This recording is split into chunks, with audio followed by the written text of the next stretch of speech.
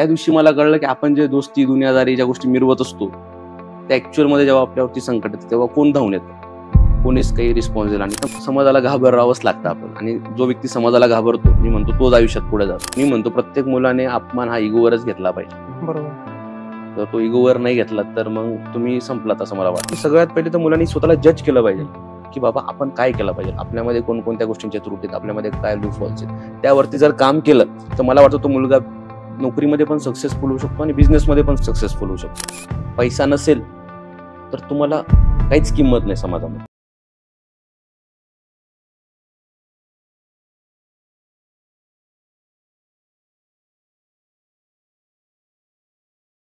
एका सामान्य कुटुंबातला मुलगा ते एका मार्केटिंग कंपनीचे ओनर हा पर्यंतचा प्रवास नेमकी कसा होता? यामध्ये भरपूर संघर्ष राहिलाय सर. जर बघितलं मी मालेगाव सारख्या म्हणजे ग्रामीणच म्हणता येईल, मालेगाव खूप मोठी स्मार्ट सिटी नाहीये. त्या गावातनं पुण्यासारख्या शहरात जाणं आणि तिथं आपलं स्वतःचं वलय निर्माण करणं यात बऱ्याच गोष्टींचे अडथळे आले आजपर्यंत. अनेक गोष्टी बघितल्या, खूप डाऊनफॉल बघितला, खूप लोकांचे टोमणे ऐकले. आणि एक जेव्हा पुण्यात गेलो म्हणजे आज जर तुम्ही बघितलं तर मला आज मी जे काही आता आहे ते सगळं पुण्यामुळे. आणि यात बऱ्याच गोष्टींचा संघर्ष झाला. वडील नव्हते, बऱ्याच गोष्टींचा मित्रांचे अनुभव असतील, क्लायंटचे अनुभव असतील, बऱ्याच गोष्टींचा संघर्ष करून आज इथपर्यंत आलोय. आणि जेव्हा मी आज मागे वळून बघतो तर वाटायचं नाही कधी की अरे आपण हे पण करू कधीतरी. म्हणजे जे माझं स्वप्न होतं, मला वाटायचं की आपण त्या व्यक्तीसोबत फोटो काढू, आपण त्यासोबत एक व्यक्तीसोबत एक फोटो काढू. आज त्या व्यक्तीसोबत मी काम करतोय याचा कधी कधी मला पण विश्वास बसत नाही की अरे आपण त्या व्यक्तींसोबत काम करतोय. जर मी आधीसारखा जर कार्यकर्ता राहिलो असतो तर त्या नेत्याने मला आरे कार्य केलं असतं. बरोबर. पण आज तो नेता मला जवळ बसवतो, तो सर पण म्हणतो, मला त्या कामाचे पैसे पण देतो. बरोबर. आनंद होतो काम करताना, मजा येते. आणि कदाचित तो संघर्ष होता म्हणून मी आज इथपर्यंत पोहोचलो असं मला वाटतं. म्हणजे माझ्या माहितीनुसार तुमचे वडिलांचं लहानपणीच निधन झालं, तर मग त्याच्यानंतर कुटुंबाला सांभाळणं कितपत कठीण होतं? बऱ्याच गोष्टींचा त्यात आम्ही बघितल्या, बऱ्याच गोष्टी बघितल्या, वाईट काळ बघितला.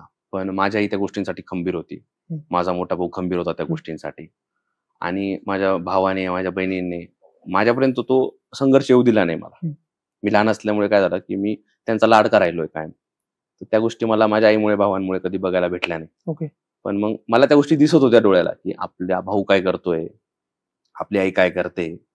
माझे वडील शिक्षक होते, पण वडील शिक्षक असताना तो आपल्याला बाप गेल्यानंतर बापाचं आधार कळतो की अरे आपण किती उघडे पडलो आहात. आईने त्या गोष्टी धरून ठेवल्या आणि आईने आमचं शिक्षण असेल, भावांचं शिक्षण असेल, बहिणींचं लग्न असतील, सर्व व्यवस्थित पार पाडलं. आणि आज जे काही आहे ते आईचे जे कष्ट आम्ही बघत आलोय तीच माझ्यासाठी सर्वात मोठी प्रेरणा आहे. म्हणजे मला कोणत्या मोटिवेशनल स्पीकरकडे जाण्याची गरज पडली नाही, कोणत्या कोणाचं मार्गदर्शन घेण्याची गरज पडली नाही. आईचा संघर्ष, घरातली परिस्थिती हेच माझ्यासाठी माझं मोटिवेशन राहिलंय आजपर्यंत. आता असं कधी वाटतं तुम्हाला की तुमचे वडील हवे असायला होते? मी 2023चा माझा वाढदिवस होता, 28 तारखेला.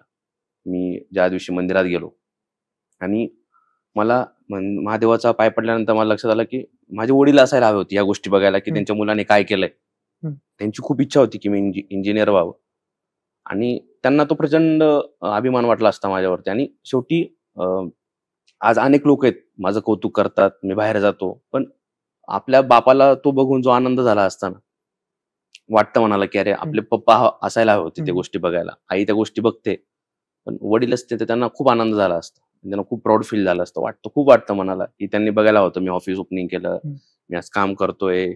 आज महाराष्ट्रातला असा एकही तालुका नाही की जिथं माझं काही कॉन्टॅक्ट नाहीये. बरोबर. आणि ते कुठेतरी त्यांना तो एक प्राऊड फील झाला असतं असं मला वाटतं. आणि ती उणीव नेहमी भासते जेव्हा आपण एखादी नवीन गोष्ट अचीव्ह करतो, तेव्हा वाटतं की अरे आपले पप्पा असायला होते या गोष्टी बघायला. जेव्हा माझ्या ऑफिसचं ओपनिंग झालं तेव्हा पप्पा नव्हते, तेव्हा घरी माझ्या ताईला थोडा मेडिकल इश्यू झाल्यामुळे घरचे पण येऊ शकले नाही. तेव्हा वाटतं आपल्याला की पप्पा असते तर पप्पांनी कदाचित त्या गोष्टी बघून अजून मला प्रोत्साहन दिलं असतं. ती उणीव नेहमी भासत असते. व्यवसाय चालू केला तुम्ही मार्केटिंग मध्ये, तर काहीतरी अडचणी आल्याच असतील. कारण मग जेव्हा एखादा सामान्य घरातला मुलगा व्यवसायामध्ये पडतो, पहिलेच त्याच्या घरच्यांचं म्हणणं असतं की तू व्यवसायात पडू नको, तू नोकरी कर. येस, 100% असतं. काय अडचणी आल्या? तुम्हाला माझा प्रवास सांगतो मी माझी 10वी झाली. त्यानंतर आपल्या गावाकडे एक हे असतं की सायन्सला ऍडमिशन घ्यायचं. बरोबर. मग मी तसंच इतर मुलांसारखं मी पण सायन्सला ऍडमिशन घेतलं. आणि काय असतं, पण शाळा सोडली का आपल्याला पंख फुटतात. ते आपल्याला वाटतं पंख फुटलेत, बरोबर. पण ते नसतात ऍक्च्युअल. आपण ते हवेत असतो. आणि काय तर मग आपले मित्र, मग टाइमपास करणं, क्लासला न जाणं, ट्युशनला न जाणं, टाइमपास स्वतःला मोठं करणं, समजणं. स्वतःला मोठं समजणं. आणि ते जे एज असतं ना, त्याच्यामध्ये आपल्याला कोणत्याच गोष्टीचं भान नसतं. बरोबर. मग काय तर मग टाइमपास करणं, तर टाइमपास करत राहणं, घरच्यांना सांगणं मी ट्युशनला जातोय, हे करतोय, ते करतोय. आणि त्यात काय व्हायचं की घरच्यांना वाटायचं आपला रुपेश खूप हुशार आहे. कारण रुपेशने तो आव आणलेला होता ना, की मी हुशार आहे असं दाखवण्याचा. पण झालं काय की माझा तो आव कधी फुटला, जेव्हा मी इंजिनिअरिंगला गेलो. मला बोर्डाला 54 मार्क पडले ओके. आणि सीईटीला 127. मग मला कसं इंजिनिअरिंगला घरचे म्हणत होते रुपेशला बाहेर पाठवायचं. मी इंजिनिअरिंगला आलो तर मग काय कोणत्या कॉलेजला जायचं, तर सिंहगडला जायचं. तेव्हा सिंहगड कॉलेज खूप पिकलं होतं. बरोबर. आणि मला हेही कळत नव्हतं की सिंहगडचे 10-12 कॅम्पस आहे, तर कोणत्या कॅम्पस सिलेक्ट करायचं. मला फक्त एवढं माहित होतं की सिंहगड वडगाव सिलेक्ट करायचं. त्यात कोणतं कॉलेज, काय कॉलेज ते काहीच मला माहित नव्हतं. मी सिलेक्ट केलं, कॉलेज लागलं, कॉलेजला गेलो. 30 जून असेल ती डेट मे बी. त्या डेटला मी गेलो कॉलेजला, ऍडमिशन वगैरे प्रोसेस झाली. 2 जुलैला माझं पहिलं लेक्चर होतं. लेक्चरला गेल्यानंतर म्हणजे आपल्याला असतं ना की अरे बाबा आता इथे 80 पोरं क्लासरूम मध्ये बसलेले आहेत आणि आपण कसं काही यांना फेस करायचं. तर तुम्हाला एक रिअलिटी सांगतो, म्हणजे मी इंजिनिअरिंगला ऍडमिशन घेतल्यापर्यंत मला ENTCचं फुल फॉर्म माहित नव्हतं. मी त्या ब्रांचला ऍडमिशन घेतलं, त्या ब्रांचचा काय असतो तो भपका असतो आपल्याला की पुण्यात जायचं फक्त. बरोबर. तर मग कसं त्या मुली होत्या, मुलं होते, मग आपण काय केलं, मागच्या बेंचवर जाऊन बसलो. काय कोणी आपल्याला काही विचारायला नको म्हणून. आणि नशीब कसं खेळतं माणसासोबत.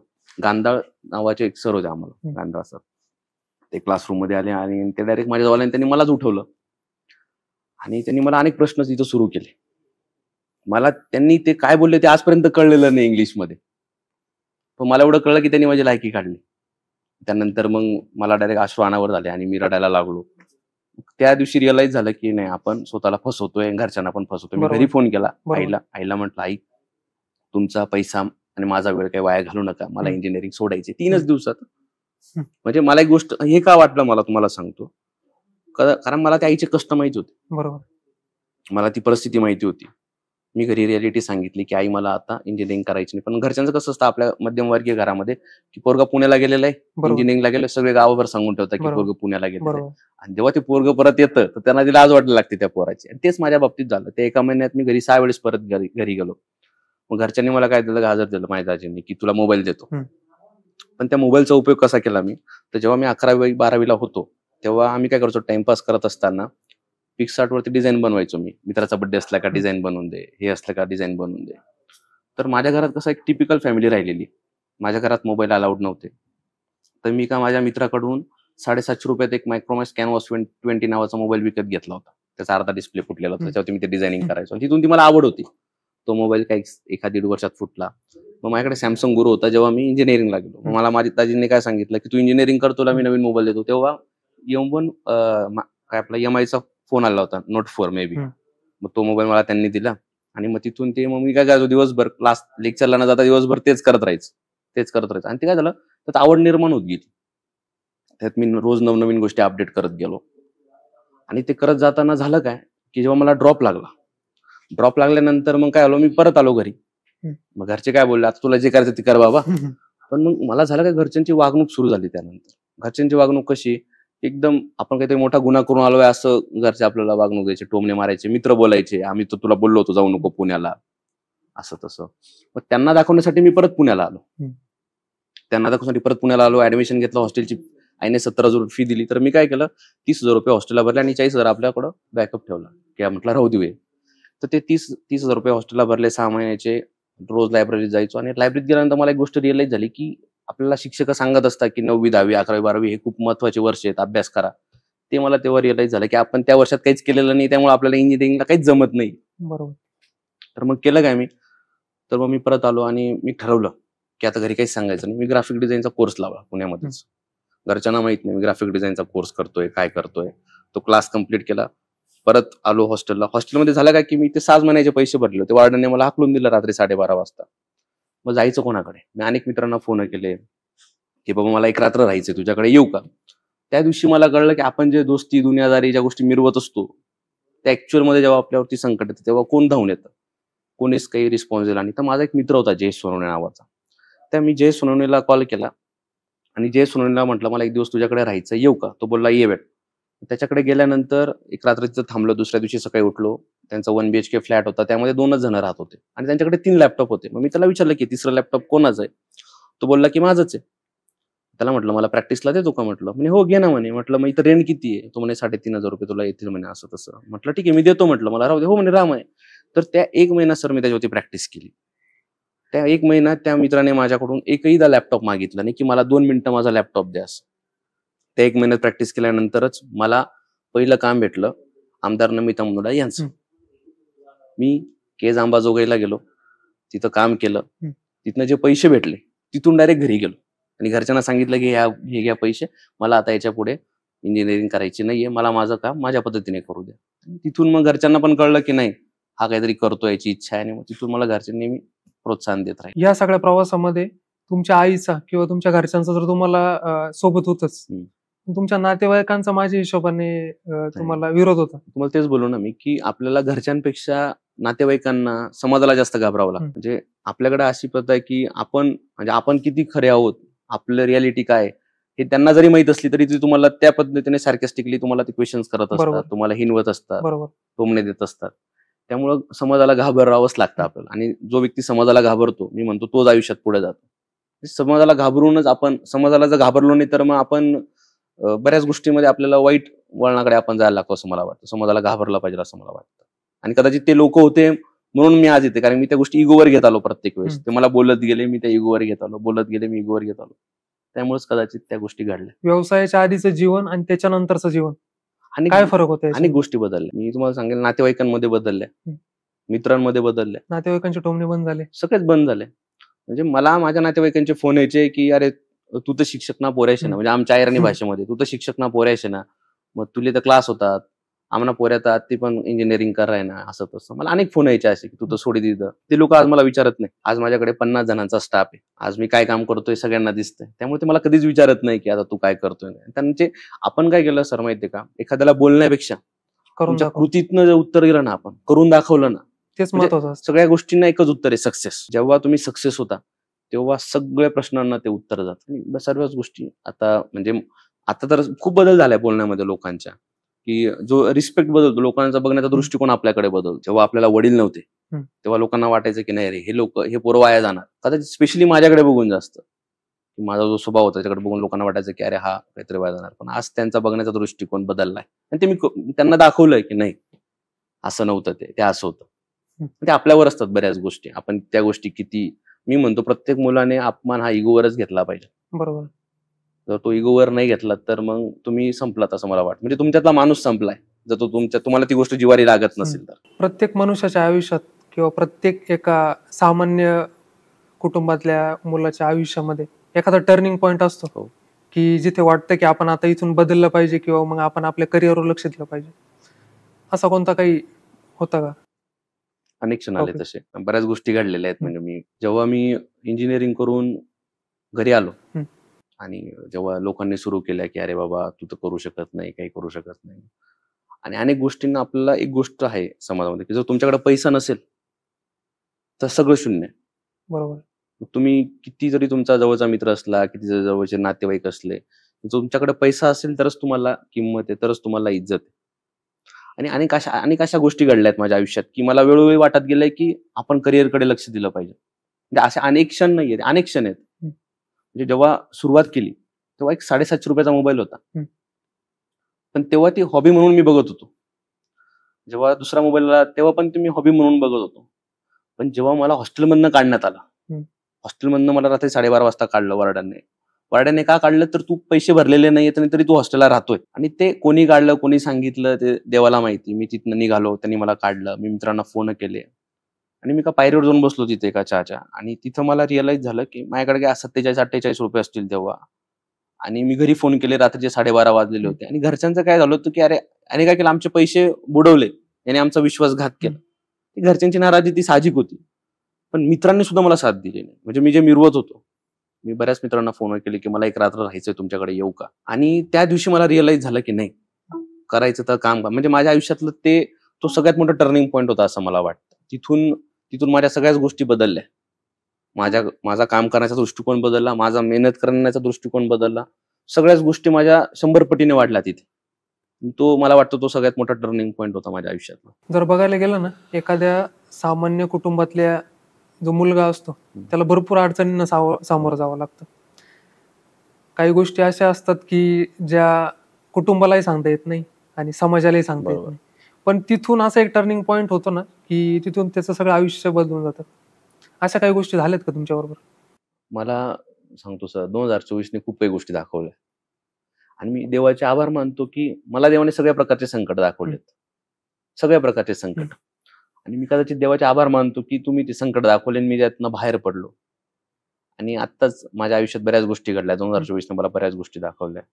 आणि आता हा जो पॅच होता माझ्यासाठी एवढ्या काही वर्षातला, त्यामधनं अनेक गोष्टी मी शिकलो की आपलं अस्तित्व आपणच तयार करायचंय.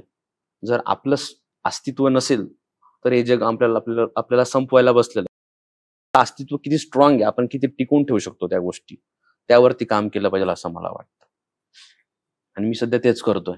तुम्हाला येतात, बऱ्याच गोष्टी येतात, वैयक्तिक आयुष्यात प्रॉब्लेम येतात, बिझनेस लाईफमध्ये प्रॉब्लेम येतात, अनेक गोष्टी. पण तुम्ही तुमचा किती त्या गोष्टी धरून ठेवतात, किती स्थिर राहतात, त्यावर त्या गोष्टी मॅटर करतात असं मला वाटतं. बरोबर. जर बघायला गेलं तर आता लोकसभेत तुम्ही तुमच्या कंपनीने भरपूर काम केलं होतं. हो, त्याच्यामधलं जर बघायला गेलं तर आपले राजेभाऊ सिन्नरचे हो. त्यांचं पण काम केलं हो. होतं. ते काम जर बघायला गेलं ना, पूर्ण महाराष्ट्रात गाजलं होतं की त्यांचं डिजिटल मार्केटिंग. कारण त्यांचं जर बघायला गेलं तर डिजिटल प्रेझेन्स काहीच नव्हता बरोबर. आणि तुमच्या कंपनीने एवढा वाढवला तो बरोबर. प्रेझेन्स. बरोबर. काही क्षण होते का असे की त्या व्यक्तीबद्दल किंवा मग त्या कामाबद्दल? बरेच क्षण होते. म्हणजे कसं असतं माहिती का सर, आपण काम करतो, हं. काम पैशासाठी करत असतो की आपल्याला पैसा भेटणार आहे. बरोबर. पण आपण जेव्हा माझी एक गोष्ट राहिली, मी हं. जेव्हा बिझनेस करतो ना, माझं एक मी तत्व फॉलो करतो की सर्व्हिस आणि रिझल्ट वरती काम करायचं. आपले 100% द्यायचे. जिथं आपण बरोबर. आपले 100% देतो ना, ते काम 100% चांगलं होतं असं मला बरोबर. वाटतं. ते बिझनेस कसा आहे, तो व्यक्ती कसा आहे, हे मॅटरच करत नाही. आपण आपले 100% दिले ना, ती गोष्ट 100% चांगली होते असं मला बरोबर. वाटतं. आणि आता पैसे आपण प्रत्येक कामातनं कमवणारच आहे. पैसा प्रत्येकाचं ते पर्पज तर आहेच. पण सेल्फ सॅटिस्फॅक्शन म्हणतो ना कामातलं, ते सेल्फ सॅटिस्फॅक्शन त्या कामातनं मला प्रचंड मिळालं आणि प्रचंड गोष्टी शिकायला मिळाल्या तिथे. आणि राजाभाऊ तर स्वतः राजासारखे आहेतच. पण मग त्याचबरोबर त्यामध्ये बरेच टास्क होते, अनेक गोष्टींचे अडथळे होते आणि ते सॉल्व्ह करताना आपल्यामध्ये पण इम्प्रुव्हमेंट झाली, बरीच इम्प्रुव्हमेंट झाली, नाव मिळालं, ओळख मिळाली. म्हणजे काय होत होतं की रुपेश काम करतो, म्हणजे झालं काय की रुपेश काम, इथं कसं होतं, मी बाहेर काम करतो तेव्हा काय होतं की जिजाऊ ॲडव्हर्टायझिंगचा रुपेश असतो. बरोबर. पण आपल्या जिल्ह्यात काम करताना काय होतं, तर रुपेशचं जिजाऊ ॲडव्हर्टायझिंग असतं. बरोबर. ती जबाबदारी आपल्यावरती खूप असते, ती पार पडताना. बरेच टास्क पार केले आणि एक अशी वेळ येते की आपल्याला वाटतं की अरे म्हणजे हे काम जास्तीत जास्त मानसिक खूप तुम्हाला त्यामध्ये सफर करावं लागतं. आणि ते तेव्हा मी बऱ्याच गोष्टी शिकलो स्वतःला आणि 100% दिल्यामुळे ते काम 100% चांगलं झालं असं मला वाटतं. आमच्या टीमने पण खूप मेहनत घेतली, मी एकट्याने नाही घेतली. आमच्या टीमने त्यामध्ये प्रचंड मेहनत घेतलेली आणि त्याचंच ते फळ आम्हाला दिसलं पुढे जाऊन. त्याचनंतर आम्ही धुळे लोकसभेमध्ये खासदार शोभाताई बच्चव यांचं पण काम केलंय. ते पण सक्सेसफुल झालं, राजाभाऊंचं पण सक्सेसफुल झालं आणि ते एक सॅटिस्फॅक्शन म्हणतो ना, सेल्फ सॅटिस्फॅक्शन. पैसा वगैरे या गोष्टी दुय्यम आहेत, मग ते सॅटिस्फॅक्शन खूप इम्पॉर्टंट आहे. बरोबर. ते काम केल्यानंतर जी झोप लागली ना, ते सॅटिस्फॅक्शन होतं ना, ते पैशात नाही मोजता येणार. बरोबर. आता आपण सध्याच्या राजकारणाबद्दल बोलूयात. बरोबर. तुम्हाला काय वाटतं नेमकी आपला मार्केटिंग हा एक पार्ट सध्याच्या राजकारणास किंवा मग राजकारणासाठी कितपत गरजेचं आहे असं तुम्हाला? जेव्हा मी 2019 ला काम केलं ना सर, तेव्हा सोशल मीडियाला कोणी महत्व देत नव्हतं. बरोबर. 2019 ची गोष्ट सांगतोय मी. पण आज जर तुम्ही इलेक्शन बघाल तर सोशल मीडिया हा एक पार्ट झालाय. बरोबर. म्हणजे सोशल मीडियाला जो व्यक्ती धरून चालणार नाही राजकारणात, तो व्यक्ती लोकांपर्यंत पोहोचूच शकत. सोशल मीडिया असं साधन आहे, जर समजा तुम्ही एक फ्लेक्स लावलाय, तुम्ही 40/40चं एक होर्डिंग लावलंय, त्या रोडाने रोज 15,000 लोक प्रवास करतायत, ते बघतायत. पण त्यात 15,000 मध्ये बघणाऱ्यांचा रेशो किती असतो? 1000 मध्ये ते नोटीस किती करतात? 100 लोक. आणि ते 100 लोक ते नोटीस करत असतात फक्त. पण जर तुम्ही सोशल मीडिया जर बघाल तर आजचा जर आपल्या प्रत्येक व्यक्तीचा जर स्क्रीन टायमिंग बघितला मोबाईलचा, तर तो 4 तास ते 8 तासाच्या मध्ये. बरोबर. म्हणजे तुम्ही सहजासहजी त्या लोकांपर्यंत पोहोचू शकतात. म्हणजे आता जर आपण बघितलं तर महिला असतील, वृद्ध लोक असतील, सर्व ज्येष्ठ असतील, हे सर्वच मोबाईल बघायला लागले. त्यामुळे तर तुम्ही जास्तीत जास्त कमी पैशामध्ये लोकांपर्यंत पोहोचू शकता सोशल मीडियाच्या माध्यमातून आणि कमी वेळात. जर तुमची एजन्सी जर तुमची स्ट्रॅटेजी चांगली असेल तर. आणि 100% सोशल मीडिया हा खूप मोठा पार्ट झाला आताच्या सध्याच्या इलेक्शन मधला पण आणि बिझनेस मधला पण. जर तुम्ही तुमच्या स्वतःची फेस व्हॅल्यू जर तुम्हाला टिकवायची असेल तर तुम्हाला 100% सोशल मीडिया हे खूप मोठं साधन आहे असं मला वाटतं. आणि काय असतं, तुम्ही व्यक्ती कसे आहात, तुमचं काम काय, हे सोशल मीडिया प्रॉपर पोहोचवू शकतो लोकांपर्यंत. आणि जर तुम्ही बघितलं आजकाल, जर तुम्ही न्यूज जरी बघितलं तर तुम्ही न्यूज कशामध्ये बघता, मोबाईलमध्येच बघतात. मोबाईल ही खूप मोठी गोष्ट आहे आणि सोशल मीडिया त्यामधला सगळ्यात मोठा रोल आहे इलेक्शन मधला. तुम्ही तुमच्या ब्रँडचं नाव जिजाऊ ठेवलं, काय कारण होतं याच्यामागचं? मी जगात दोनच गोष्टींना मानतो, म्हणजे माझे जे मेंटॉर आहेत, एक छत्रपती शिवाजी महाराज, एक माझी आई. तर स्वराज्य स्टार्टअप होतं आणि स्वराज्याला प्रेरणा कोणी दिली तर राष्ट्रमाता राजमाता जिजाऊ माँसाहेबांनी. आणि मला प्रेरणा कोणी दिली तर माझ्या आईने. आणि योगायोग असा की माझ्या पण आईचं नाव जिजाबाई आहे. अरे वा. तो योग जुळून आला आणि मी ठरवलं की नाही, जिजाऊ नाव द्यायचं. मला बरेच लोक बोलले अरे इंग्लिश नाव ठेव, हे ठेव, पण जेव्हा तुमचं काम क्वालिटी असतं ना तेव्हा तुमचं नाव ऑटोमॅटिकली ब्रँड बनतं. बरोबर. आणि ते झालंय असं कुठे थोड्या प्रमाणात असं मला वाटतं. आणि थोड्या प्रमाणात नाही, जास्तच प्रमाणात झालं ते. तो की आईचं पण नाव आहे आणि राष्ट्रमातांचं पण नाव आहे, तर ते जुळून आलं त्या सगळ्या गोष्टी, म्हणून मी जिजाऊ नाव दिलं. ओके. सध्याची जी पिढी आहे ती जर बघायला गेली तर त्यांचा कल हा जॉबकडे जास्त आहे, व्यवसायामध्ये नसताना. कारण मग एखाद्या व्यावसायिकाचा जरी मुलगा असला ना, तो तरी जॉबकडेच पळतो. तुम्ही जसं म्हटले की तुम्हाला आकर्षण होतं पुण्याचं, किंवा घरच्यांना आकर्षण होतं पुण्याचं. बरोबर. याच्यामध्ये नेमकी मुलाचंच असतं की मला पुण्याला जायचंय, की घरच्यांचं पण असतं की माझ्या मुलाला पुण्याला पाठवायचंय? तुमचं काय मत असेल की एखाद्या युवकाने बिझनेस मध्ये आलं पाहिजे की जॉब मध्ये आलं पाहिजे? मी सगळ्यात पहिले तर मुलांना एक सल्ला देईल की तुम्ही जज करा. तुम्ही मोदींना जज करतायत, तुम्ही शरद पवारांना जज करतायत, पण तुम्ही स्वतःला जज करत नाही. बरोबर. जो व्यक्ती स्वतःला जज करतो ना सर, त्याला कळतं की आपली लायकी काय, स्वतःची वैयक्तिक लायकी. बरोबर. फॅमिली वगैरे या गोष्टी सोडून द्या. जेव्हा आपण स्वतःला जज करतो ना तेव्हा आपल्याला रियालिटी कळते. आणि मी जेव्हा इंजिनिअरिंगला गेलो ना तेव्हा स्वतःला जजच केलं होतं. मी तिथे राहून टाइमपास पण करू शकत होतो, पण मी स्वतःला जज केलं. त्याच्यानंतरचं आयुष्य तुमचं वेगळं असतं. त्यामुळे मी तुम्हाला सांगतो की सगळ्यात पहिले तर मुलांनी स्वतःला जज केलं पाहिजे की बाबा आपण काय केलं पाहिजे, आपल्यामध्ये कोणकोणत्या गोष्टींच्या त्रुटी आहेत, आपल्यामध्ये काय लूप फॉल्स आहेत. त्यावरती जर काम केलं तर मला वाटतं तो मुलगा नोकरीमध्ये पण सक्सेसफुल होऊ शकतो आणि बिझनेसमध्ये पण सक्सेसफुल होऊ शकतो.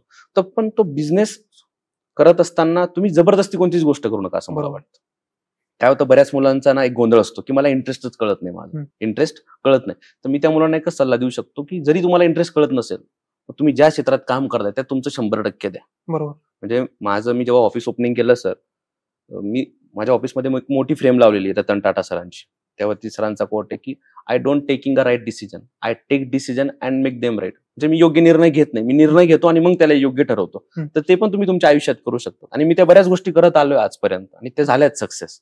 तर मी मुलांना ते सांगेल की तुम्ही पहिले स्वतःला जज करा आणि जे करताय त्यामध्ये 100% द्या. तुम्ही 100% सक्सेसफुल होसाल असं मला वाटतं. आणि 100% म्हणजे काय, तर तुम्हाला सगळ्याच गोष्टी बघण्याची तुम्ही तयारी ठेवा.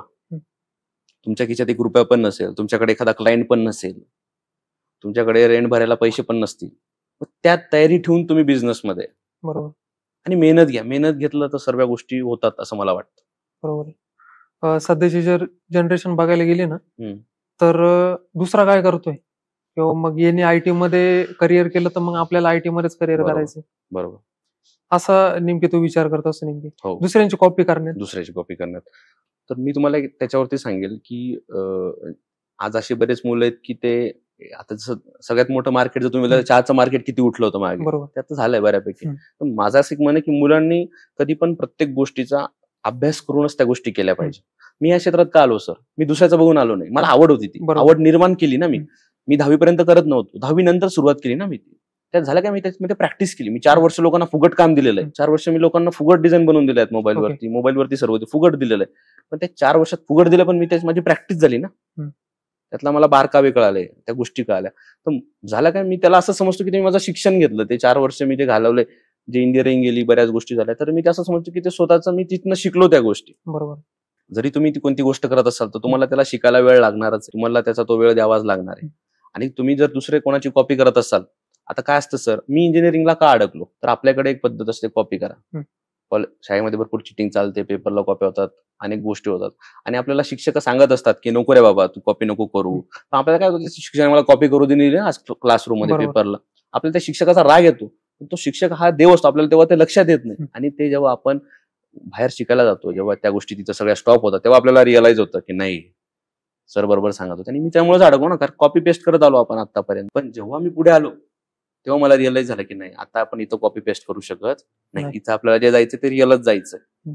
मी मुलांना एकच सल्ला देईन की तुम्हाला ज्या क्षेत्रात आवडीचं, मी माझ्या आवडीच्या क्षेत्राला माझा बिझनेस बनवला. तर तसं तुमचं एखादं क्षेत्र असेल आवडीचं, त्याला बिझनेस बनवा. किंवा तुम्हाला वाटत असेल की मी ह्या क्षेत्रात काम करायची इच्छा आहे, तर तुम्ही त्याचा पूर्ण पहिले अभ्यास करा, तुमची मेहनत घ्या, 2-3 वर्ष पहिले मेहनत घ्या. 100% तुम्ही त्यामध्ये सक्सेसफुल होशाल असं मला वाटतं. जर बघायला गेलं तर तुम्ही आणि मी नाशिक जिल्ह्यात, बरोबर. तुम्हाला वाटतं का की नाशिक जिल्ह्यामध्ये एवढं पोटेन्शियल आहे की आत्ताची सध्याची नाशिकची पिढी आहे बरोबर. ती इथे स्टेबल राहू शकते किंवा ती त्यांचं करिअर इथे घडवू शकते? 100%. आता जर तुम्ही जर बघितलं, मी पण मालेगावचाच आहे, बरोबर. नाशिकचाच आहे. बरोबर. मी पण त्या गोष्टी प्रूव्ह केल्याच आहेत काही प्रमाणात. तर 100% पूर्ण करू शकतात आणि 100% नाशिकच्या मुलामध्ये पोटेन्शियल आहे असं मला वाटतं. जेव्हा आम्ही लोकसभेला नाशिकमध्ये काम सुरू केलं, त्यानंतर जेव्हा आता विधानसभेला सुरू केलं, तर आमची जास्तीत जास्त प्रमाणात पोरं आम्ही नाशिकमधले घेतलेले आहेत, यावेळेस हायर केलेले आहेत. तर नाशिकच्या मुलांमध्ये खूप क्रिएटिव्हिटी. पण काय होतं की तुम्ही त्याला लिमिटेशन्स ठेवलेले, तुम्ही त्या चौकोनात अडकून घेतलेलं आहे. मला वाटतं तुम्ही आउट ऑफ बॉक्स जा. बरोबर. आणि मी एकच मुलांना सांगेल, जर तुम्हाला जर जायचं असेल तर तुमचं घर सोडा पहिले. जो व्यक्ती, आपल्याला बरेच लोक सांगत असतात की तुमचं घर सोडा, घर सोडा. ते घर का सोडायला लावतात ते मला आज कळतंय. जेव्हा आपण आपलं घर सोडतो ना, तेव्हा आपली लाज संपते. आणि जिथं लाज संपते ना, मग तिथनं तो प्रवास सुरू होतो मेहनतीचा. त्यामुळे मी सांगेल प्रत्येक मला वाटतं की नाशिकच्या प्रत्येक मुलामध्ये ते पोटेन्शियल आहे. आणि मी ते अनुभवतोय आता विधानसभा. बरेच माझ्याकडे माझे जे टीम मेंबर आहेत ते नाशिकचे आहेत. खूप क्रिएटिव्हिटी त्यांच्यामध्ये, प्रचंड ते मेहनत घेतात. फक्त त्यांचं आहे की ते चौकटीच्या बाहेर जात नाही. मला वाटतं की प्रत्येक मुलाने त्या गोष्टी केल्या पाहिजेत. जरी तुम्हाला ती गोष्ट जमते तर तुम्ही त्याच्या पुढच्या स्टेप शिका, अपडेट होत राहा. घर सोडा, नाशिक सोडा, बाहेर जा, त्या नवीन गोष्टी स्किल तुम्ही शिका असं मला वाटतं त्यामधून. आणि परत त्या गोष्टी नाशिकमध्ये घेऊन त्या गोष्टी नाशिकमध्ये येऊन काम करा. आता बघा, मी आलो पण नाशिकमध्येच काम केलं. बरोबर. आणि तुम्ही जरी तुमच्या गावात ती गोष्ट तुम्ही डेव्हलप करा, जर तुम्हाला, आणि नाशिक ही खूप मोठी सिटी आहे. मुंबई, पुणे, त्यानंतर नाशिकच आहे. बरोबर. नाशिकला पुढे खूप मोठा स्कोप राहणार आहे असं मला वाटतं, आज जर आपण बघितलं तर. आतापर्यंतचं आयुष्य तुमचं आम्ही जाणून घेतलं, बरोबर. पण आता आम्हाला तुम्ही पुढच्या आयुष्यात नेमके काय करणार आहे? भावी आयुष्यात कोणत्या कोणत्या गोष्टी अशा आहेत की त्या तुम्हाला करायच्यात आणि राहून गेल्यात आतापर्यंत करायच्या? मला असं वाटतं सर, PR मध्ये मी आता जेव्हा काम करतोय, जेवढ्या पण मोठ्या मोठ्या कंपन्या सर्व बाहेरच्या आहेत, नॉर्थ इंडियन लोकांच्या. बरोबर. तर माझं एक स्वप्न आहे की आपण एका पक्षाचं काम करावं आणि ते स्टेट लेवलला न करता कंट्री लेवलला जाऊन करावं अशी माझी इच्छा आहे. आणि 100% मी त्या बाजूने आता प्रयत्न करतोय, माझे पूर्ण 100% देतोय आणि ते माझं पुढचं टार्गेट. एखादी गोष्ट किंवा एखादी आवड जी तुम्हाला वाटते की ती पुढे आपण राखली पाहिजे? मला पुस्तक वाचायला प्रचंड आवडतं. मी कविता वाचतो पण, कविता लिहितो पण. आणि तुम्हाला सांगतो, जेव्हा जेव्हा मला वाटलंय ना की म्हणजे जेव्हा जेव्हा मला वाटतं, आता बऱ्याच मुलांचं असतं की त्यांना चिल करायला कुठं जायचं, तर माझं चिल मी पुस्तक वाचतो. आणि माझं असं खूप, माझ्या काही अपेक्षा नाहीत. तर मी पैसे, आता मी वयाच्या 17 वर्षापासून पैसे बघतोय मला. आणि मी माझ्या 20 वर्षाच्या असताना 2 व्हीलर घेतली, 23 वर्षाच्या 4 व्हीलर घेतली. पण मला असं त्या पैशाचं कधी हे राहिलेलं नाही की आपण तो पैसा कमवायचा आणि फिरायला जायचं, मजा मस्ती करायचं. मला एवढं असतं की आपण एक शांत ठिकाणी जायचं, पुस्तक वाचता येईल आपल्याला. आणि ती माझी आवड आहे, पुस्तक वाचणे माझी आवड. तुमच्या आयुष्यात पैसा किती मॅटर करतो? पैशाला काय महत्व आहे तुमच्या आयुष्यामध्ये? पैसा खूप महत्वाचा नाही सर मला वाटतं. पण कसा विषय माहितीये का, तुम्ही पैसा नसेल तर तुम्हाला किंमत नाहीये. बरोबर. पैसा खूप महत्वाचा आहे. पण मग जर तुम्ही बघाल तर मग पैसा हा का असतो, एकदा हा टॉपिक आपण हे करू, कट करू. पैशाला मला वाटतं पैसा हा खूप महत्वाचा आहे. जेव्हा आमच्या घरात जेव्हा आम्ही वडील गेल्यानंतर जेव्हा आम्ही त्या गोष्टी बघितल्या जवळून, तर मला त्यातनं एक गोष्ट मला शिकायला भेटली की पैसा नसेल तर तुम्हाला काहीच किंमत नाही समाजामध्ये. बरोबर. आणि जर तुम्हाला तुमच्या गरजा पूर्ण करायच्या असतील, जर तुम्हाला हॉस्पिटलला जायचं एखाद्या ठिकाणी, तर तुम्हाला पैसे लागणारच आहेत. जर तुमच्याकडे पैसे नसू द्या, तुमच्याकडे कोणी बघणार पण नाही. पण पैसा ही गोष्ट खूप गरजेची राहिलेली. पण पैसाच आपण कमवत असताना त्याचबरोबर आपण माणुसकी किती जपलेली आहे. असे अनेक लोक आहेत, त्यांनी भरपूर पैसे कमवले, पण काही लोक त्यांना प्रत्येक व्यक्ती मागून चांगला बोलतो का? पण त्यालाच एक उदाहरण अपवाद आहे, ते म्हणजे रतन टाटा सर. बरोबर. त्या माणसाने प्रचंड पैसा कमवला, पण त्या माणसाने लोकप्रियता कमवली का? तर त्या माणसाने तो डाऊन टू अर्थ राहिला, त्याने त्याच्या स्वतःच्या देशासोबत प्रामाणिक राहिला. जेव्हा 26/11चा हल्ला झाला, तेव्हा त्या अतिरेकी हल्ल्यामध्ये जेव्हा हॉटेलमधले लोक एक्सपायर झाले, ते जेव्हा वारले, तेव्हा त्यांनी बाहेरच्या पाणीपुरीवाला जो होता ठेलावाला, त्याला सुद्धा त्यांनी मदत केली. त्यांनी त्या गोष्टी जपल्यात, त्यामुळे ती लोकप्रियता टिकून राहिली. आणि ते खोटं नव्हतं, ते मनातून, ह्या गोष्टी मनातून याव्या लागतात. बरोबर. आणि मी ऐकलं होतं की त्यांना तुम्हाला भेटायची पण इच्छा होती. मला 2च व्यक्तींना भेटण्याची इच्छा आहे आयुष्यामध्ये. एक म्हणजे रतन टाटा सर, ते आता नाहीत आपल्यात, आणि एक म्हणजे शरद पवार. मला त्यांना भेटण्याची प्रचंड इच्छा आहे. का? काय कारण? मी ज्या क्षेत्रात काम करतोय त्या क्षेत्रातला बाप माणूस शरद पवार आहे असं मला वाटतं. बरोबर. कारण की तुम्ही बघा ना, तो व्यक्ती आज एवढ्या वर्षाचा असताना सुद्धा तो महाराष्ट्राच्या राजकारणाचा केंद्रबिंदू आहे. वय मॅटरच करत नाहीये. करतच नाही. 80 वर्षाचा तरुण. वय मॅटरच करत नाही. बघा ना, किती म्हणजे किती, आणि किती व्यक्तीने किती अपडेट राहिलं पाहिजे. आज जर तुम्ही बघितलं सध्याची जर राजकीय परिस्थिती बघितली तर आत्ताचं सुद्धा राजकारण त्यांच्या अवतीभोवतीच फिरत आहे महाराष्ट्राचं. मला त्यांना भेटण्याची खूप इच्छा होती. आणि राहिला विषय रतन टाटा सरांचा, तर मी ज्या क्षेत्रात आता आपण जे बिझनेस करतो त्यामधला तो बाप माणूस आहे.